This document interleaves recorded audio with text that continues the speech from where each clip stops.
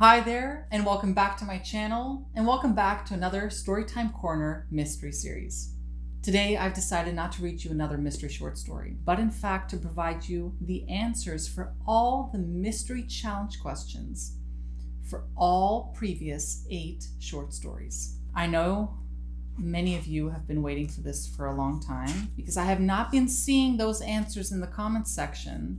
So maybe the mystery challenge questions are tough, challenging, or maybe some people are too afraid of coming forward and being brave enough to put an answer, but it doesn't matter if you're right or wrong. Here are the solutions. The first mystery short story solution, The Prowler on Burley Court. Inspector Sean Dormand may well have been unconvinced by Dina White's story because of several small things. Why 3 shots all in the chest if she was so frightened? And how did she get to Lavalier so quickly? Apparently, he was shot right at the window where he came in. The strongest suspicion for Sean, however, is the glass. If Lavalier had smashed the window and then climbed through, there would not be pieces of glass on top of his body. Sean likely believes he was shot first. Then the window above his body was broken. The second short story, Double Suicide on Midland Ridge.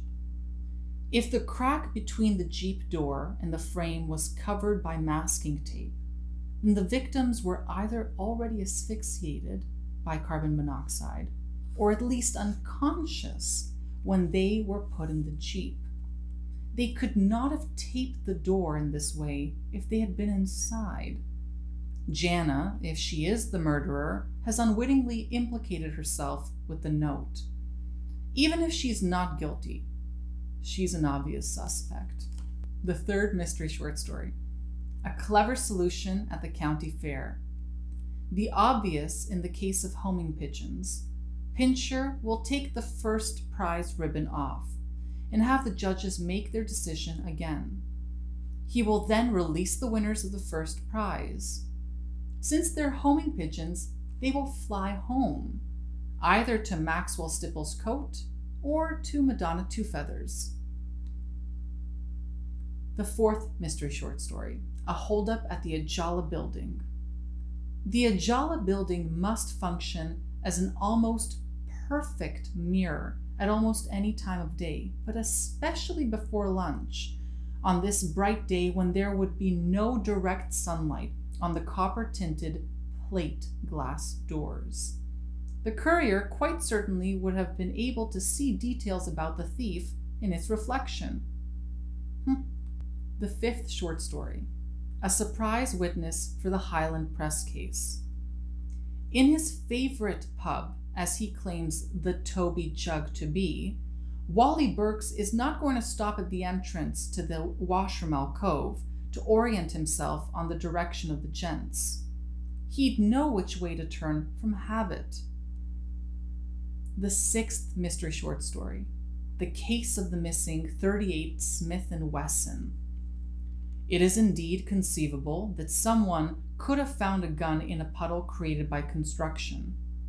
And, as Gary Westlake observes, the Smith & Wesson .38 is a fairly common weapon, but the potential suspect story is flawed from 2 perspectives.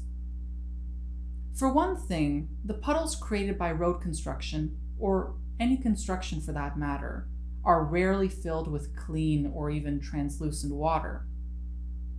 Usually it's very dirty, and it would be difficult for anyone to see a gun lying in it, unless he already knew it was there.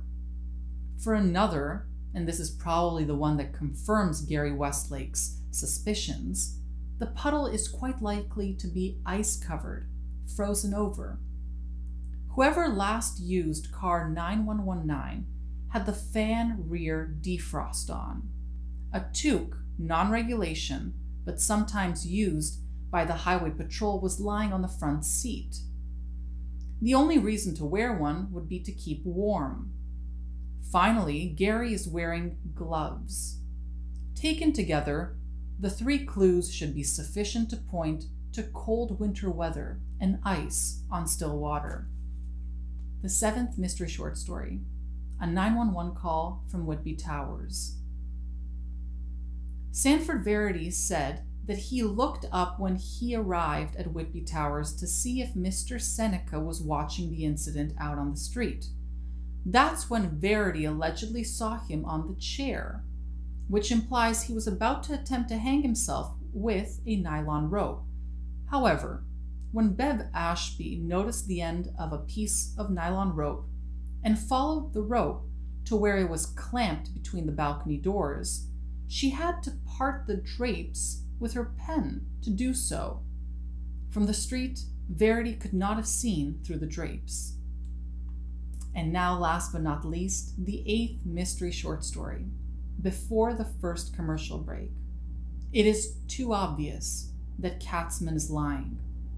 The allegedly dropped-in panic revolver is in front of and against a door that swings inward. Gilhooly fingers the barrel of the middle hinge, remember? The alleged robber could not have left it like that and then opened the door to flee, because opening the door would have knocked the revolver away. There are the solutions. And so, I hope these solutions give you more anticipation for the next mystery short stories. Till next time, bye.